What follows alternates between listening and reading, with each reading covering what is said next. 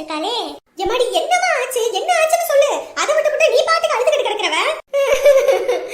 எம்மா ஆசைக்காரன் மோசக்காரன் பாசக்காரன் மாப்பிள்ள ஒரு கோழி மூட்டிமா. ஏண்டி என்ன தடி சொல்லிக்கிட்டு இருக்கிற, ஒழுங்கா சொல்லி தொலை. அது வந்துமா என்ன நடந்துச்சுன்னா அடி அழாம சொல்லி தொலைடி. என்ன ஏதுன்னு தெரியல, அடிவயிறெல்லாம் கலங்குது, சொல்லு என்னன்னு. ஏமா உமா சொல்லுமா, என்ன பிரச்சனை? இப்படி அழுதுகிட்டு இருந்தா எப்படி? அது வந்துமா என் மாமியார் என் நாத்தனார் வீட்டுக்கு 2 நாள் போய் இருக்கேன்னுச்சு. அதனால நான் ஒண்ணுமே சமைக்காம படுத்திருந்தேம்மா. அந்த மனுஷன் வேலை விட்டு வந்துட்டு சாப்பாடு போடுனாரு. நான் சமைக்கல, போய் கடையில் வாங்கிட்டு வாங்க, இன்னைக்கு தானே ரெஸ்ட் எடுக்கிறேன்னு சொன்னேன்.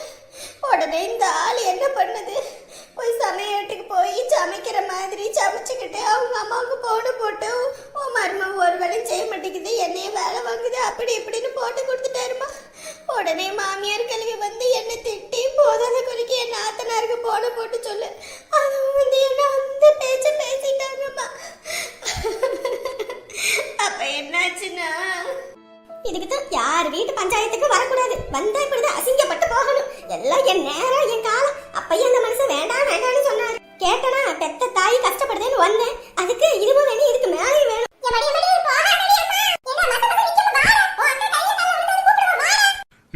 வாக்கா வந்துட்டு இப்படி சண்டை போட்டுட்டு போனா நல்லாவா இருக்கு, வாக்கா. விடுங்க என்ன விடுங்க, நான் போறேன். எதுக்கு எனக்கு இந்த அசிங்கம்? அவளுக்கு அவ்வளவு திமிரு இருக்குது. நம்ம வீட்டு சோத்த தின்னுபிட்டு நம்ம வீட்டு பிள்ளையவே வீட்டுக்குள்ள வரக்கூடாதுன்னு சொல்ற அளவுக்கு நீ அதெல்லாம் பத்தி எதுவும் நினைக்காதம்மா. நீ வா, நீ உள்ள வா, அவளை எனக்கு உண்டுல நாக்கிறேன், நீ வா. என்னால எதுக்கு உங்க குடும்பத்துல பிரச்சனை? நான் வந்து வாயை வச்சுட்டு கம்முன்னு இருக்காம ஏதாவது ஒண்ணு குண்டக்க மட்டக்குன்னு சொல்லிவிடுவேன். அதுக்கப்புறம் நீங்க அடிச்சுக்கிட்டு கிடப்பீங்க. பின்னாடி நீங்க எல்லாம் ஒண்ணு சேர்ந்துருவீங்க. நான் வந்து இந்த வீட்டுக்கு ஆகாதவளா ஆயிடுவேன். எதுக்கு? நீங்களாச்சும் உங்க குடும்பமாச்சு, என்ன விடுங்க, நான் போறேன். ஐயோ அப்பெல்லாம் சொல்லாதம்மா, வா நீ வா வா வா. அவ எப்பயும் உன்கிட்ட மன்னிப்பு கேட்க சொல்றேன். ஒரு கால விழுந்து மன்னிப்பு கேட்க சொல்றேன். நீ உள்ள வா, நீ வாமா, நீ உள்ள வா.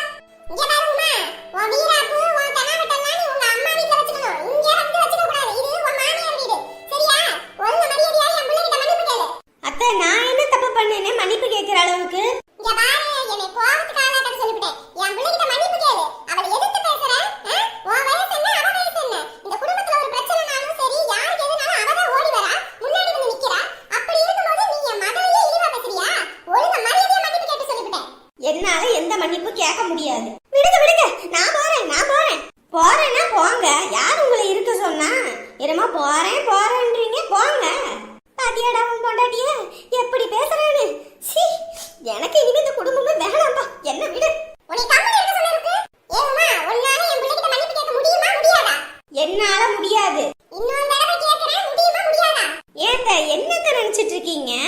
என்னைக்காவது ஒரு நாளாவது நான் உடம்பு சரியில்லைன்னு படுத்திருக்கேனா? படுத்திருந்தாலும் என்னை எழுப்பி அதை செய் இதை செய்யன்னு தானே சொல்லுவீங்க. எல்லா வேலையும் நான் இழுத்து போட்டு பார்த்துக்கிட்டு தானே இருக்கேன். இன்னைக்கு ஒரு நாள் தான் நீங்க இல்லைன்னு சொல்லிட்டு கொஞ்ச நேரம் அசந்து படுத்தேன், சமைக்க மறந்துட்டேன். உடனே இவர் சமைக்கிறாருன்னு அவ்வளோ பெரிய பிரச்சனை பண்றீங்க. நான் தினந்தோறும் இங்க சமைக்கிறேன், தினந்தோறும் துணி துவைக்கிறேன், தினந்தோறும் குப்பை கொட்டுறேன், தினந்தோறும் வீடு பெருக்கேன், தினந்தோறும் துணியும் துவைக்கிறேன். போதாத குறைக்கு உங்களுக்கு பணியோடையும் செஞ்சுக்கிட்டு இருக்கேன், எல்லாமே பண்ணிக்கிட்டு இருக்கேன். இருந்துமே வந்து குறைதானே சொல்லிட்டு இருக்கீங்க. அவங்களாம் அவங்க வீட்டில் அவங்க புருஷனை வேலை செய்ய சொல்றதே இல்லையா? என்னமோ நான் மட்டும் சொன்னா மட்டும் உங்களுக்கு இவ்வளோ கோவம் வருது. இந்தா இப்போ என் குடும்பத்தை இழுக்காத சொல்லிவிட்டேன். உன் குடும்ப பிரச்சனைனா உன் குடும்பத்தை மட்டும் இழுத்துக்க சொல்லிட்டேன். இல்ல நான் பொதுவாகவே கேட்குறேன், உங்களுக்கு ஒரு நியாயம் எனக்கு ஒரு நியாயமா? உங்க புள்ள மட்டும் அவங்க மாப்பிள்ளையே கைக்குள்ள போட்டு வச்சுக்கணும், அவங்க சொல்ற வேலையெல்லாம் அவங்க செய்யணும்னுவீங்க. அதுவே நான் மட்டும் என் வீட்டுக்காட்ட சொல்லி அவர் ஒரு வேலை செஞ்சுட்டா அதுக்கு மட்டும் இவ்வளோ குத்தமுறை கண்டுபிடிக்கிறீங்க. உடனே அடங்காத மருமவன்னு சொல்லிடுறீங்க. இதத்தான் இதை பொண்ணு பாக்குற காலத்துல இருந்து நான் சொல்லிக்கிட்டு இருந்தேன், கேட்டீங்களா? இப்ப பாருங்க எந்த நிலையில வந்து நிக்குதுன்னு.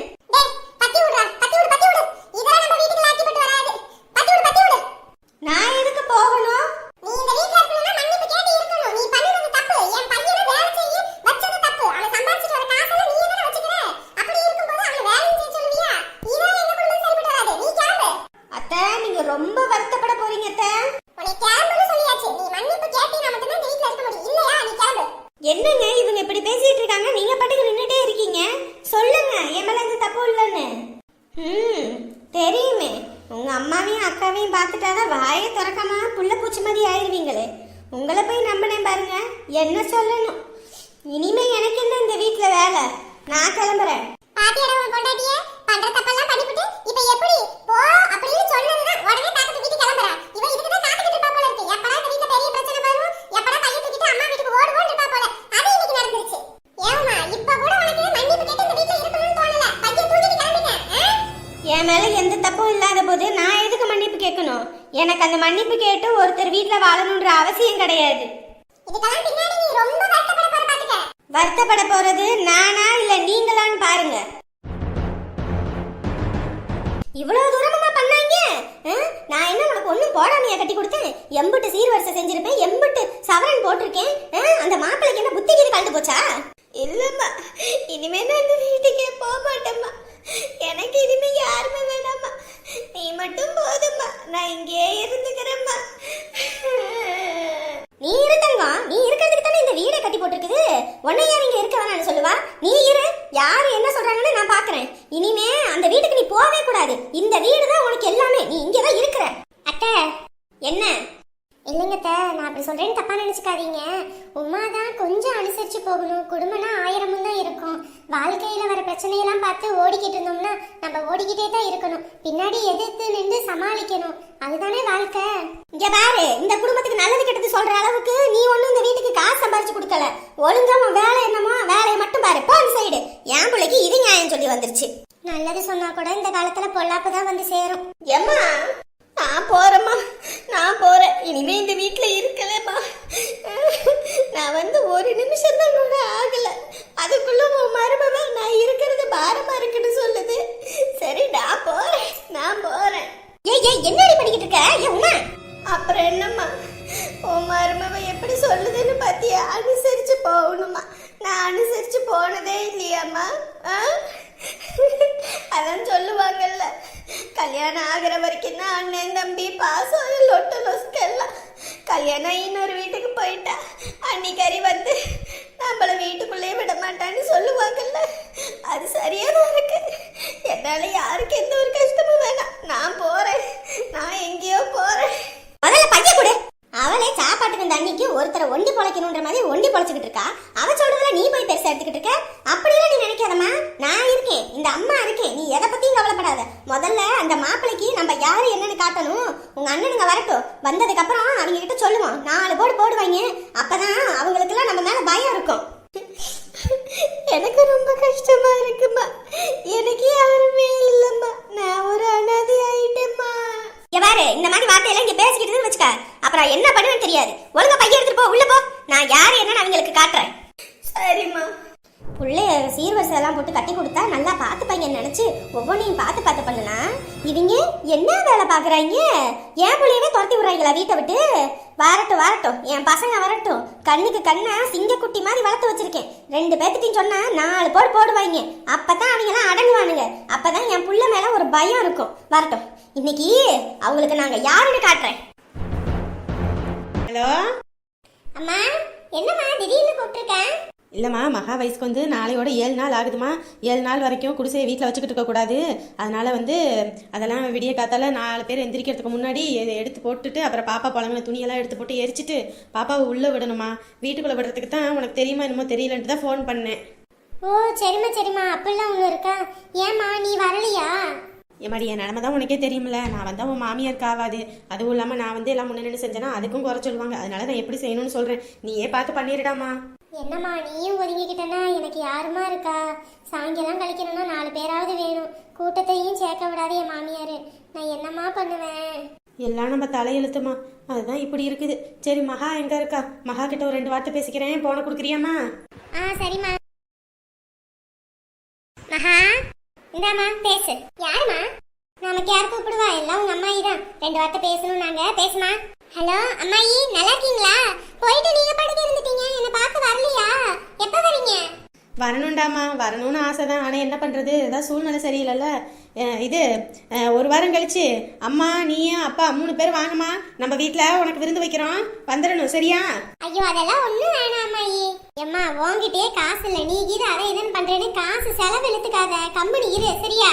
எம்மாடி இதெல்லாம் வயசுக்கு வந்தோடனே பிள்ளைங்களுக்கு தாய்மாமா வீட்டிலேருந்து செய்யணும். அவங்க செய்ய மாட்டாங்கல்ல, நான் தான் செய்யணும். அங்கேருந்து செஞ்சேன்னா அப்புறம் உன் குடும்பத்தில் உள்ளவங்க எல்லாம் இங்கே இருக்க அரிசி பருப்பு எடுத்து போட்டு ஆக்கிட்டாங்க அப்படின்னு சொல்லுவாங்க. அதனால தான் இங்கே வர சொல்கிறேன். இங்கே வந்து எல்லாரும் செய்ய சாப்பிட்டு போகலாம், சரியா?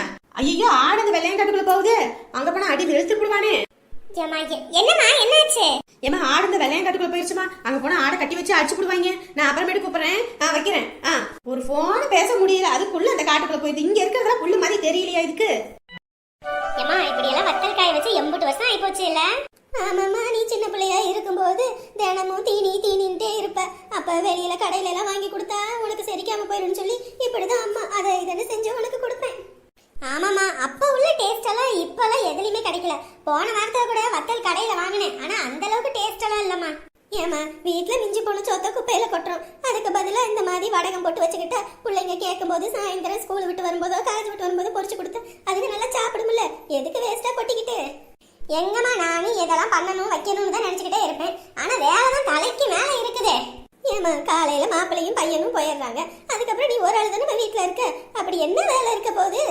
போமா, மதியானம் வேலையெல்லாம் முடிச்சுட்டு தூங்கி எந்திரிக்கிறதுக்கே 5 மணி ஆயிடுது. 5 மணிக்கு மேல எதுகளும் சமைச்சு கொடுத்து இதெல்லாம் செய்யறதுக்கே போதும் ஆயிடுது. அந்த காலத்துல எல்லாம் தோட்டம் துறவு எல்லாத்தையும் பார்த்துக்கிட்டு வீட்டு வேலையும் பார்த்துக்கிட்டு குழந்தை ஒன்னையும் வச்சுக்கிட்டு இருப்பேன். ஆனா இந்த காலத்து பிள்ளைங்க இதெல்லாம் சமாளிக்கிறது ரொம்ப பெரிய வேலைன்னு சொல்றீங்க. போமா, என்ன பண்ணிட்டு இருக்கீங்க இங்க? வத்தல் காய வச்சுட்டு இருக்கோம்பா. ஏமா உங்க அம்மா வந்தோடனே ஆரம்பிச்சிட்டாளா? அட இல்லப்பா, நேத்து ஆக்குன சோறுல கொஞ்சம் மிஞ்சி போச்சு. அதான் சரி எதுக்கு வெளியே எடுத்து கொட்டணும்னு அம்மா அதான் சரி வடகம் போட்டு கொடுமா, நானும் அங்க ஊருக்கு போகும்போது எடுத்துட்டு போறேன் அப்படின்னு. உங்க அம்மா இப்பன்னு இல்லம்மா, எப்பயுமே இப்படித்தான். பழைய சோறு மிஞ்சா எடுத்து குப்பையில கொட்டுனா அதை விட்டு அதை பண்றேன் இதை பண்றேன், இப்படி எல்லாம் சோத்தை எடுத்து வெளியே கொட்டக்கூடாது அப்படி இப்படின்னுவா. நானும் பல வாட்டி சொல்லிட்டேன், கடையில காசு கொடுத்து அவன் கொண்டு வந்து வீட்லயே கொடுக்க போறான். அதை விட்டுட்டு எதுக்கு இது கஷ்டப்பட்டு மெனக்கட்டு இதெல்லாம் பண்ணிக்கிட்டு இருக்க அப்படின்னா அதெல்லாம் ஆரோக்கியம் அப்படின்றா. என்னத்த சொல்றது, என்னமோ பண்ணிட்டு போன விட்டுறது. ஏங்க இப்ப காசு வந்துருச்சு, காசு இருக்கிறதுனால சோத்தோட அருமை என்னன்னு தெரியல. ஒரு காலத்துல சோத்துக்கு கூட வழி இல்லாம இருந்தோம். புழுவும் என்ற அரிசியை கூட வாங்கி சமைச்சு சாப்பிட்டுக்கிட்டு இருந்தோம். யாராவது சோறு கொடுப்பாங்களான்னு கூட பாத்துக்கிட்டு இருந்தோம். அந்த காலத்தெல்லாம் மறந்துட்டு பேசாதீங்க. ஒவ்வொரு பருக்கையும் விளைவிக்கிறதுக்கு விவசாயத்துல எம்பிட்டு கஷ்டப்படுறாங்கன்னு உங்களுக்கு தெரியும் தானே. காசு இல்லாத போது கஷ்டப்படு, காசு இருக்கும் போது எதுக்கு கஷ்டப்படுற? இருக்கிறத வச்சு வாழு. சரி 2 பேரும் ஆரம்பிக்காதீங்க. எங்கதான் ஆரம்பிக்கிறது? அதான் உங்க அம்மாவே ஆரம்பிக்கிறாளு. சரிப்பா விடுங்கப்பா, நாளைக்கு வேற அவர் ஊருக்கு போகணும்னு சொன்னாரு. வத்தல் எது செஞ்சு வச்சிருந்தா இந்த மாதிரி வத்தல் கை ருசியா இருக்கிறதெல்லாம் கிடைக்க மாட்டேங்குதுப்பா. அதான் வீட்டுக்கு கொஞ்சம் எடுத்துட்டு போலான்ட்டு செஞ்சுக்கிட்டு இருக்கோம். அதுக்குன்னு இந்த பேலஸ்ல மிஞ்சி போன சோத்தையெல்லாம் போட்டுக்கிட்டு தான் வத்தல் பண்ணுவீங்களா? அப்பதான் நான் அவ்வளவு அரிசி மூட்டை வாங்கி போட்டிருக்கேன், அதுல எடுத்து ஆக்கி இந்த மாதிரி செஞ்சு சாப்பிட வேண்டியதானே. பிள்ளைங்களுக்கு நல்லதை சொல்லி கொடுக்கணும். ஆனா இந்த மனுஷன இப்பயே காசோட அருமையை சொல்றாரு. எங்க போய் பிள்ளைங்க வாழ்க்கை நிக்க போதுன்னு எனக்கு ஒண்ணும் புரியல. பா அது இதுல செஞ்சாதான் நல்லா இருக்கும். சரி என்னமோ பண்ணுங்க, இப்படி தரையில போட்டுக்கிட்டு அதை இதன்னு பண்ணிக்கிட்டு பின்னாடி உடம்பு சொல்லு வருத்தப்படக்கூடாது. அதுக்குதான் சொல்றேன். அதெல்லாம் ஒண்ணும் வருத்தப்பட மாட்டாங்க. நீங்க என்னமோ சாப்பிடாத ஆளு மாதிரி தான் பேசிக்கிட்டு இருக்கீங்க. ஒரு காலத்துல ஐயோ சாமி, ஒரு காலம் ஆரம்பிக்காது. உன் வேலை இப்ப நல்லது சொன்னாலே பொல்லாப்புதான். சரி, அந்த மாணிக்கத்துக்கு போன் பண்ணணும், எப்ப வட்டி காசு கொடுக்குறான்னு கேட்போம். ஹலோ, எப்பா மாணிக்கம், என்னையா போனே எடுக்க மாட்டேங்கிற? 3 மாசத்துல காசு திருப்பி தாரேன்னு இன்ன வரைக்கும் 1 ரூபா கூட கொடுக்கல. என்னதான் முடிவு பண்ணியிருக்க?